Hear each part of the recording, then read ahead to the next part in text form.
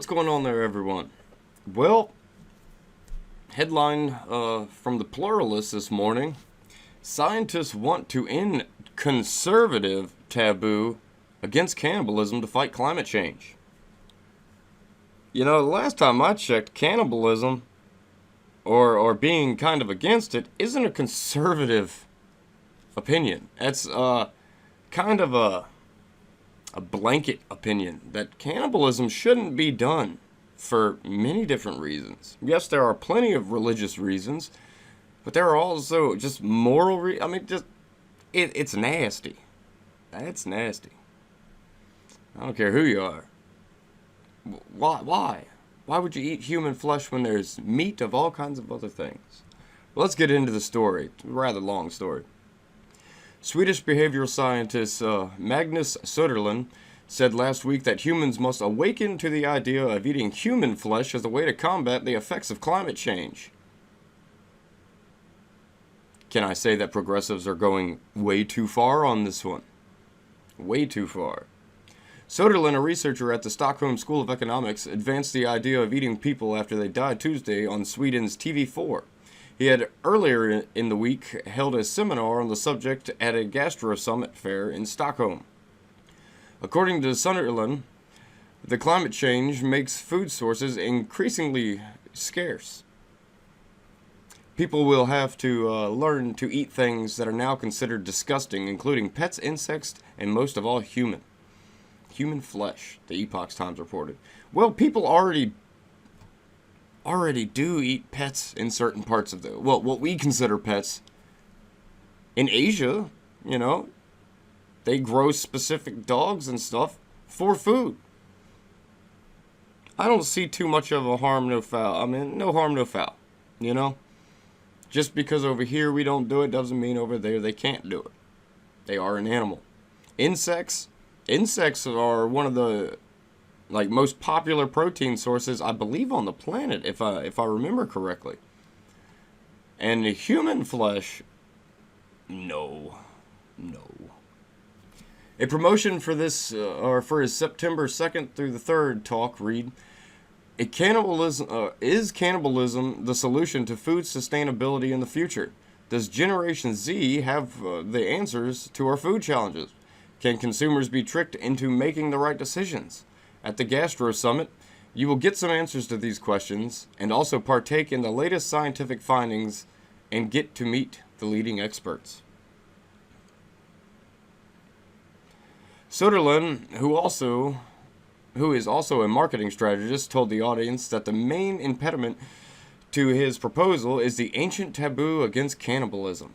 He predicted that conservative attitudes would be an obstacle to its widespread acceptance in Sweden. But he said people could be won over gradually, starting with a taste. Man, they really need a copy editor on this because they have spelled so many things wrong. But it could be a Swedish person or translating. Yeah, you know. But why is it considered a conservative attitude? Wouldn't that be considered like a normal attitude, like a perfectly normal, to not want to eat your own? There's very few species on this planet that actually practice cannibalism. And usually it's not to be cannibalistic. It's usually like a dominance or territorial type thing. I know there's a wide swath of amphibians that'll do it. Hippos have been shown to do it sometimes. Of course, your bears, your lions. What do we have in common with all these things? Not much. Not much. Some of them are mammals. But other than that, yeah, no thank you. On TV4, Söderlund said that 8% of the seminar participants expressed openness to trying human flesh. Asked by the host if he was similarly amenable, Söderlund said, "I feel somewhat hesitant, but to not appear overly conservative, I'd have to say I'd be open to at least tasting it." Yuck. President Donald Trump on Saturday retweeted a Breitbart news stories about Söderlund's comments. what did he say? Swedish behavioral scientist Magnus Söderlund has suggested that eating other people after they die could be a means of combating climate change. I can tell you now that this is not a good look for these progressive climate change people. Eating people is not what people even want to think about, nor should they really have to think about that. Plants, animals, they're already here. Why would we eat dead people? Like people that have already died. Decomposition starts real quick. People. And that's just nasty. Sutherland is not alone in his musings about cannibalism.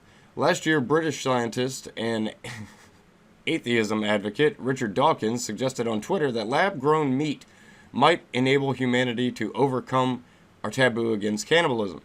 Alright, let me stop right here. If you're going to grow lab-grown meat, why would you grow lab-grown human meat for consumption? Like if we were to use the lab-growing argument, period. Why would... Because I'm not going to eat lab-grown meat when there's animals outside. Sorry. I'm just not going to do it. I can hunt, I can trap, I can fish. I'm going to eat that stuff. I'm not going to eat a person. But why would you grow lab-grown human meat for human consumption? Doesn't that just sound bonkers? If we have the technology to grow flesh, why would you grow human flesh for food? That doesn't make sense. Why wouldn't you grow chicken meat or beef meat? I don't get it. I don't get it. And there's so many sources of meat on this planet that are just fine to eat. Like chickens. Like birds. You just let them do their thing outside. And then you got to reap the rewards of their meat when they get older. Because chickens, you can get their eggs too. Doesn't make any sense. This is really ridiculous. Tissue cultures clean meat already in 2018. I've long been looking forward to this. What if human meat is grown? Could we overcome our taboo against cannibalism? An interesting test case for... Dude, this is... It's mind-blowing to read some of the thoughts of these people. The consequentialist morality versus yuck reaction. Absolutism. That's from Richard Dawkins. Richard Dawkins, you seem to be a very strange individual.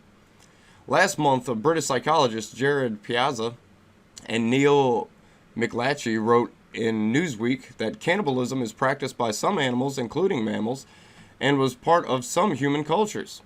Despite the taboo and health risk, the researchers said, we suspect that we could adapt to eat human flesh if need be. If need be. That's a good little thing to put there. If need be. Well, need don't be right now. There's plenty of food on this planet. There is. There's plenty of food. It's disgusting how much food gets thrown away. Instead of worrying about, hey, should we be eating people? Or growing, oddly enough, human meat for consumption?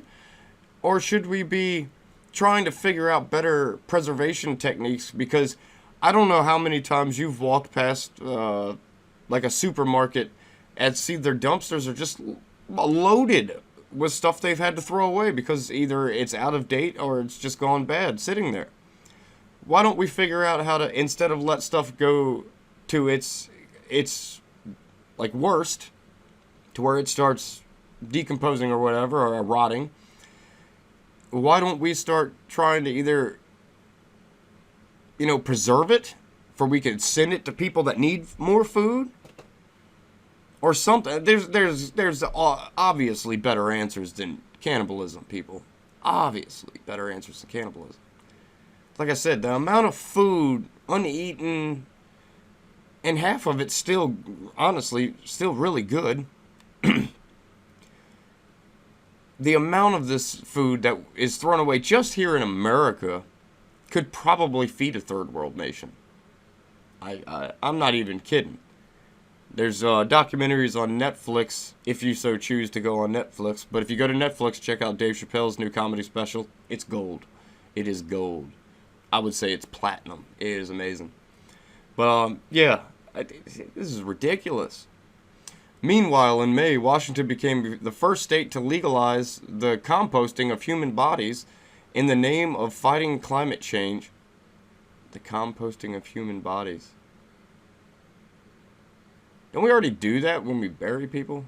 They do get practically composted. And being environmentally sustainable.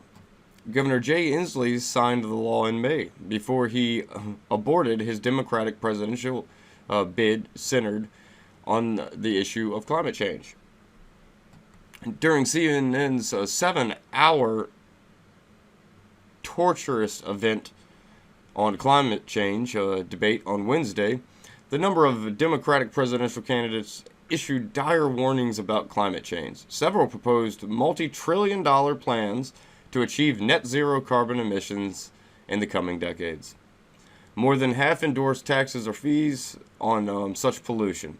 By one estimate, the Green New Deal, championed by Representative Alexandria Ocasio-Cortez, a New York Democrat, would cost $9 trillion a year, or nearly double the current federal spending.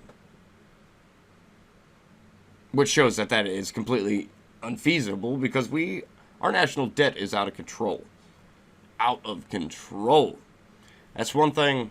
It's one thing I'm upset with the Conservative Party right now is we've moved away as a whole from fiscal conservatism, and that's a problem.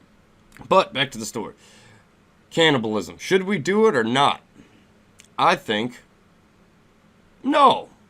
I think it's a ridiculous notion to even put forth right now. You know, especially the way they put it forth. Like, hey, we can grow human meat. Let's just eat lab-grown human meat. If you can grow meat, why would it be human meat you're trying to feed to people? What are you trying to do? Because cannibalism, in a lot of cases where it has been used as a survival, like a survival situation, you had to do it to live. Do you realize the mental stress it put on people knowing they were eating human flesh? Like it will do something crazy to your brain. Because it's something, once you've done it, you can't go back from it, you know? It's crazy. It's just unnecessary. This is what the progressive climate change people, this is how they want to solve things. They want you to eat your neighbor, get rid of your cars, get rid of your straws, get rid of this, that, and the other, only have wind and solar energy. Can't use nuclear even though it's pretty much carbon neutral. Can't use that because of reasons. But I'd love to hear your comments on this because this is, in my opinion, this is absolutely 100% crazy and insane. When we have plants, like I said, we have plants we can grow and eat, no problem. There are plenty of animals, no problem. There's just no need for it. It's to me, it's completely absurd. But I would love to hear your comments, and as always, like, share, and subscribe. I will catch you on the flip side.